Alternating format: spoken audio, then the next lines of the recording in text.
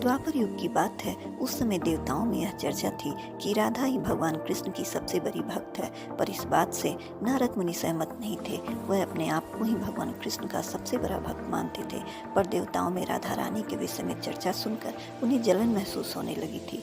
नारद मुनि के स्वभाव से भगवान कृष्ण भी अच्छी तरह अवगत थे। एक दिन नारद मुनि भगवान कृष्ण से मिलने द्वारकापुरी गए थे। उन्हें आता देख भगवान श्री कृष्ण अपना सिर पकड़ कर बैठ गए। मुनिवर ने उन्हें देखते ही पूछा, क्या हुआ प्रभु, आप यूं सिर पकड़ कर क्यों बैठे हैं? तब द्वारकाधीश ने उत्तर दिया, मुनिवर, आज हमें सिर में बहुत पीड़ा हो रही है।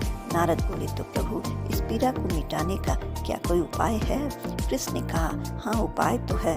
अगर मेरा सबसे बड़ा भक्त अपने चरण धोकर उसका चरण अमृत मुझे पिलाएगा तो मेरा सिर दर्द पल भर में ठीक हो जाएगा।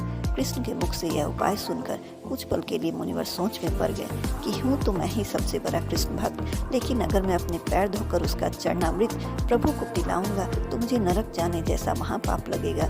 परंतु राधा को भी तो सब कृष्ण का बड़ा भक्त मानते हैं। इतना सोचने के बाद भगवान कृष्ण से आज्ञा लेकर नारद तुरंत राधा रानी के महल में जा पहुँचे और उन्हें प्रभु के सिर में हो रही पीड़ा एवं उसके उपाय के बारे में वृतांत सुनाया।